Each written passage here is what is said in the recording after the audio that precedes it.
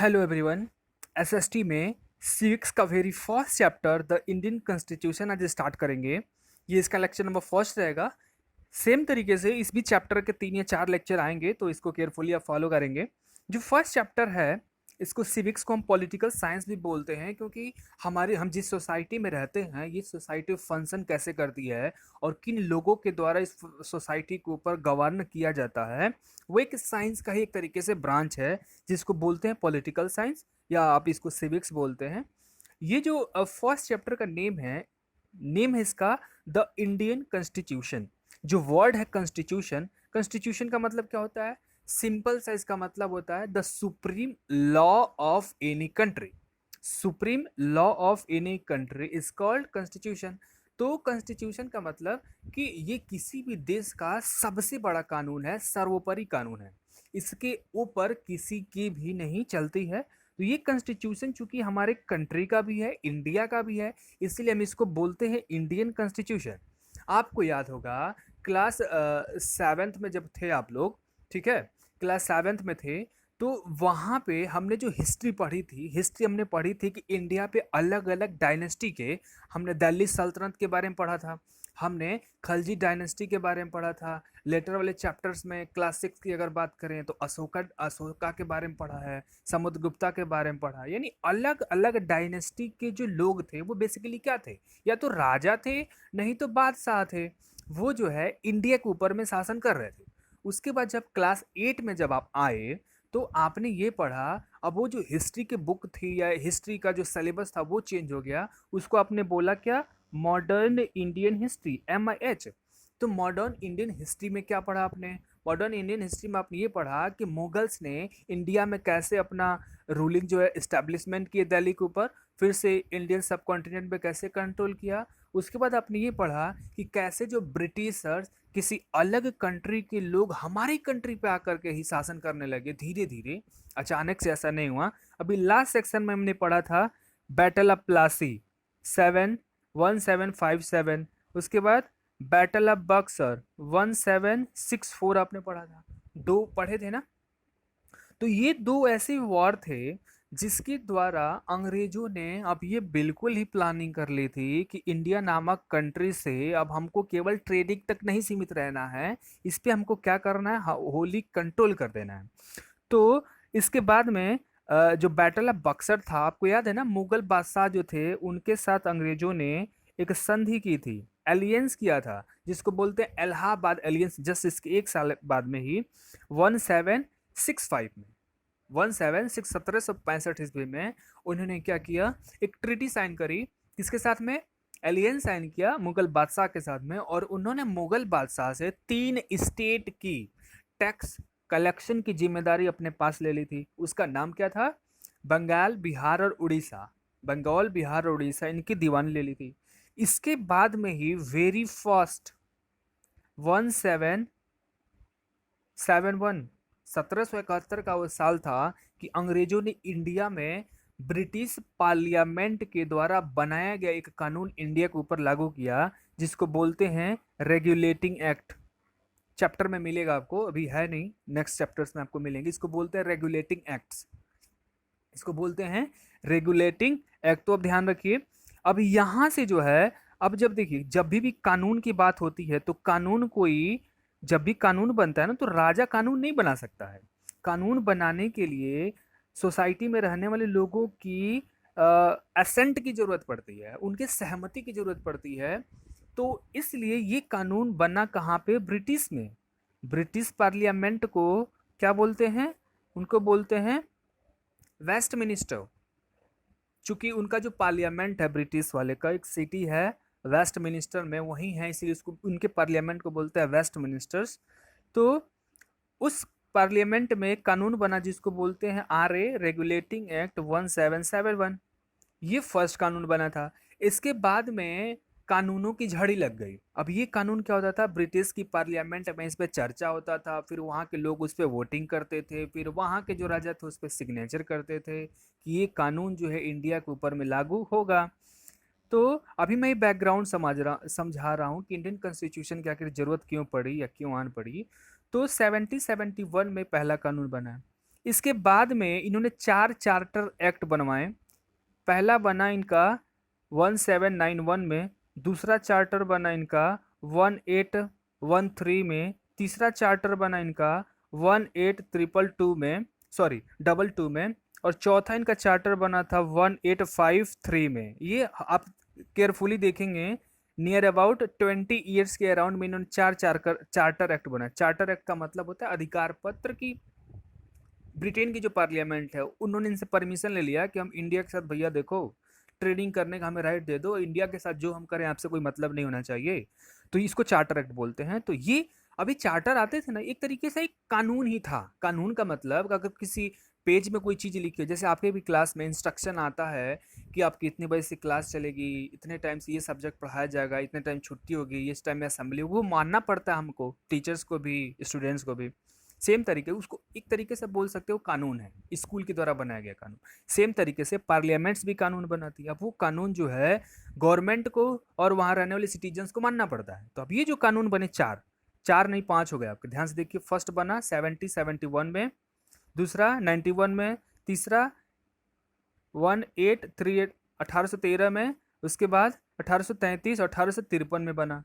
उसके बाद में क्या हुआ कि 1857 में हमारे इंडियंस ने क्या कर दिया, इनके खिलाफ बगावत कर दी, रिवॉल्ट कर दिया। अभी आगे पढ़ेंगे आप हिस्ट्री में, बहुत सारी चीज़ें मिलेंगी।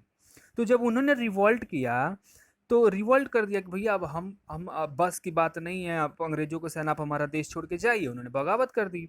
तो ऐसा किया तो फिर अंग्रेजों ने अपना रूलिंग टाइट किया, और रूलिंग सबसे खतरनाक कानून बना दिया। पता है कब वो बनाया? कब? 1861 में। अब डायरेक्टली ये घोषित कर दिया कि इंडिया में जितनी जमीन अंग्रेजों ने कब्जा की है वो से ब्रिटिश गवर्नमेंट की है। अब सोच लो। अब ये चलता रहा 61 से, ये चला 1947 तक। 1947 तक इस बीच में 1947 तक इस बीच में हमारे इंडिया में बहुत सारे पढ़े लिखे लोग पैदा हुए। उन्होंने भी देखा कि यार ब्रिटेन जो देश है वहाँ पे भी तो एक अलग गवर्नमेंट है, उनका एक खुद का कॉन्स्टिट्यूशन है, भले लिखा नहीं है, कानून से चलते हैं।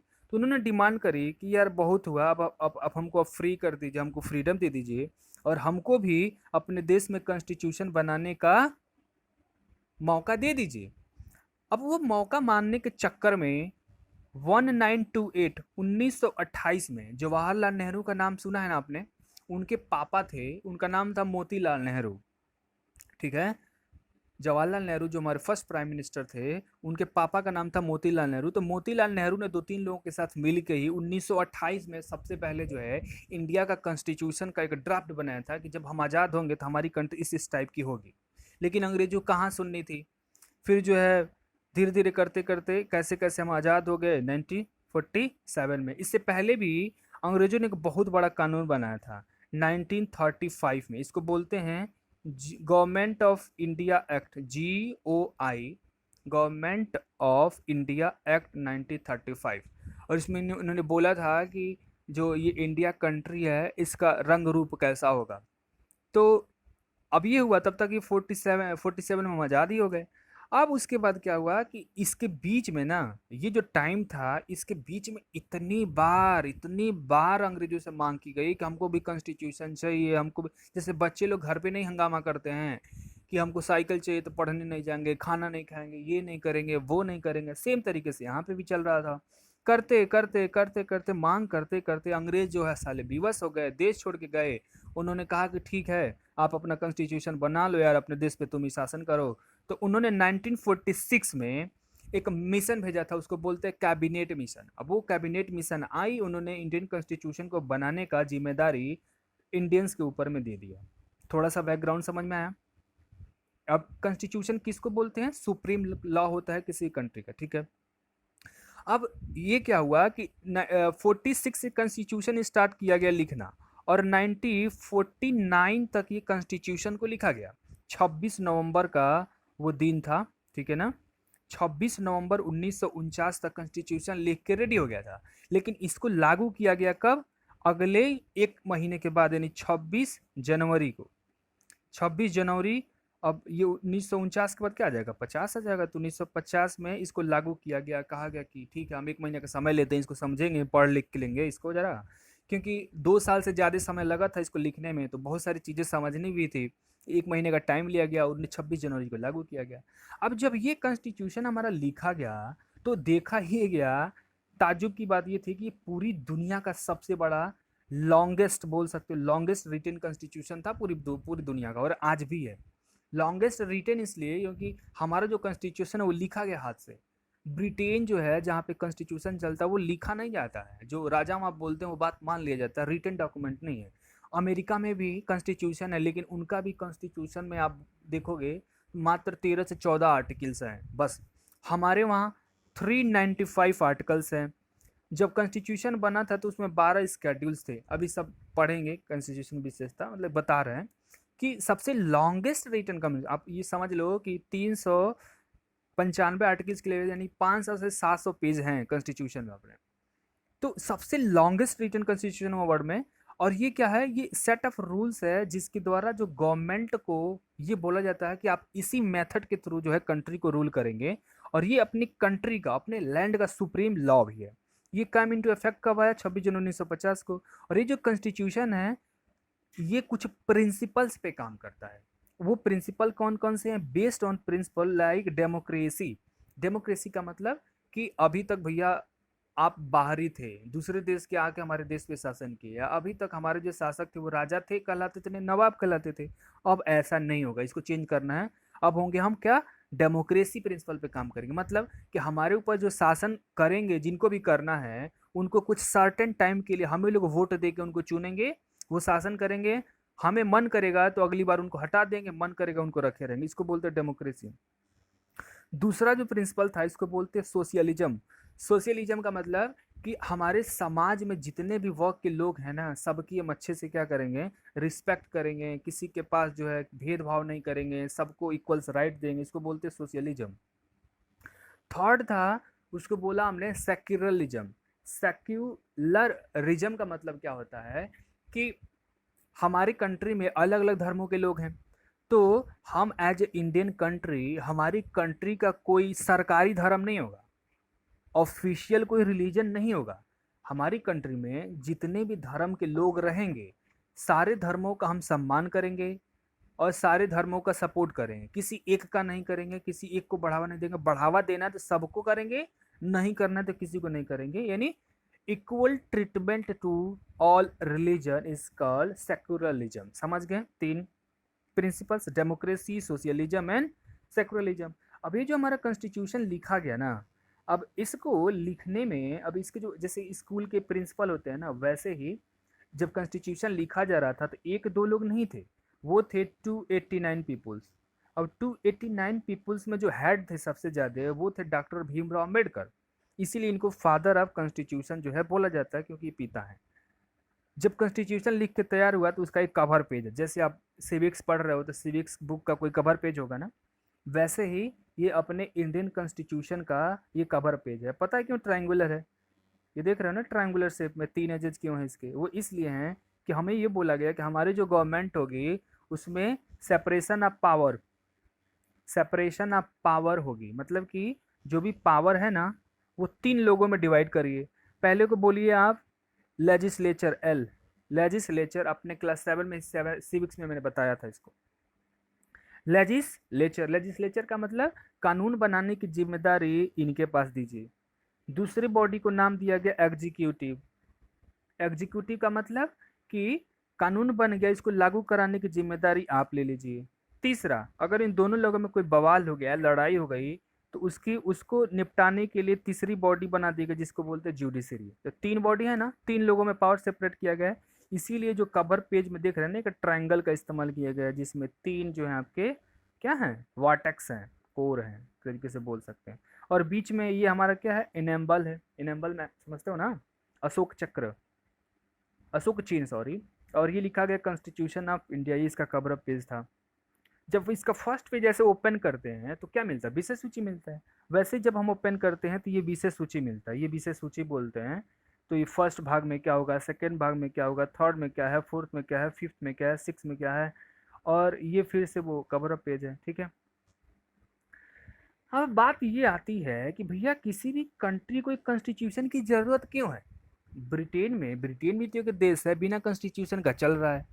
तो किसी भी कंट्री को एक कॉन्स्टिट्यूशन क्यों ज़रूरत है? तो इसके बहुत सारे कारण हैं, होना चाहिए कि नहीं होना चाहिए, इस पर डिबेट है।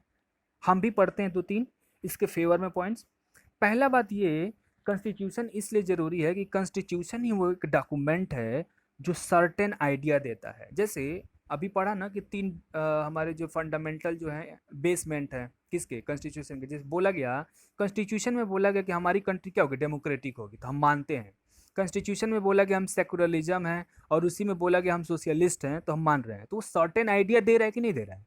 अब जैसे मैं बोलूँ कि आज मैं आपको हिस्ट्री पढ़ाऊंगा, तो हिस्ट्री में तो बहुत सारी चीज़ें, लेकिन क्या पढ़ाऊंगा? या सिविक्स पढ़ाऊंगा तो क्या पढ़ाऊंगा? आपके पास अगर बुक में लिखा हुआ है कि पहला चैप्टर द इंडियन कॉन्स्टिट्यूशन ही पढ़ना है, तो मेरी मजबूरी बन जाएगी ना वही चैप्टर पढ़ाना है। ऐसे तो रैंडमली तो कुछ भी पढ़ा दूंगा। वैसे ही कॉन्स्टिट्यूशन क्या करता है, कंट्री के जो रूलर होंगे, अब उनको मनमानी नहीं करने देगा। जो लिखा है भाई वही करिए, अगल बगल दाएं बाएं आपको करने की जरूरत नहीं है। तो ये सर्टेन आइडिया देता है। सर्टेन जब आइडिया देगा तो ये बेसिस बनाएगा कि कंट्री किस टाइप की होगी। अगर कॉन्स्टिट्यूशन में लिखा गया है कि देश का मालिक राजा होगा, तो उसको बोलेंगे मोनार्की। अगर लिखा है कि लोगों के द्वारा चुना जाएगा, तो उसको डेमोक्रेटिक। तो यही तो बता रहा है कि ना कंट्री कौन से काइंड की है।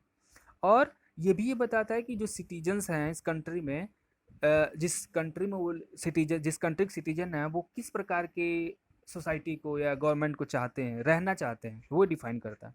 दूसरा, ये हमारी सोसाइटी के फंडामेंटल नेचर को रिप्रेजेंट करता है। जैसे कि आप कहीं भी घूम सकते हैं क्या, कोई भी व्यापार कर सकते हैं क्या, सरकार को गाली दे सकते हैं क्या, फ्रीडम ऑफ स्पीच, क्या आप कहीं भी ट्रैवल कर सकते हैं क्या?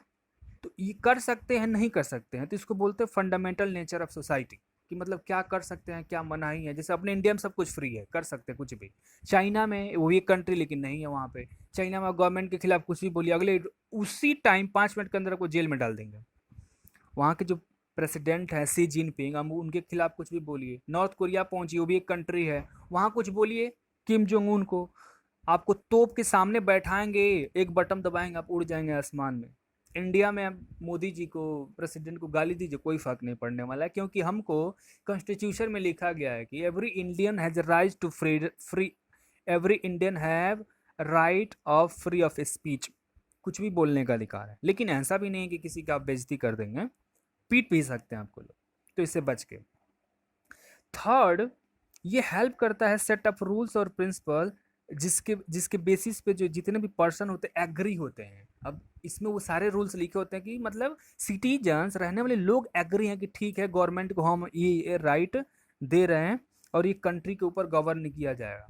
ठीक है ना? नेक्स्ट क्या बेनिफिट है इससे? बेनिफिट ये है कि एक आल्सो एक एग्रीमेंट होता है कि सर्टेन आइडियाज़ का, जिस पे जो है कंट्री को बिलीव किया जाता है कि शुड बी अपहोल्ड, कंट्री को चलाया जाएगा। जैसे हम बोलते हैं कि इंडिया जो अपनी सॉवरेन कंट्री है, सॉवरेन का मतलब इंडिया के देश में, इंडिया के इंटरनल मामलों में अगर कभी लड़ाई हो गई, तो किसी दूसरे देश की इतनी हिम्मत नहीं है कि अपनी सेना भेज के हमारे कंट्री के ऊपर में कुछ करेगी। हम किसी भी देश के बात को मानने के लिए, मानने से स्वतंत्र हैं, हम नहीं मानेंगे। ठीक है ना? तो सॉवरेन है हम, एक तरीके से बोल सकते हैं। तो ये डिफाइन किया गया सारा चीज़, एग्रीमेंट है बेसिकली कॉन्स्टिट्यूशन में। एग्जाम्पल लिया गया है एक कंट्री का। एक कंट्री थी नेपाल, आपका पड़ोसी देश है, नॉर्थ साइड में पड़ता है इंडिया का। तो ये वहाँ पे, अभी नहीं, 2008 से पहले वहाँ पे उस कंट्री के जो मालिक थे, एक राजा हुआ करते थे। जहाँ राजा मालिक होते हैं उसको बोलते हैं मोनार्की। तो ये रिफ्लेक्ट करती थी फाइनल अथॉरिटी। फाइनल अथॉरिटी का मतलब कि जो भी फाइनल डिसीजन लेना कौन लेता है भाई? किंग लेगा, सिंपल सी बात है।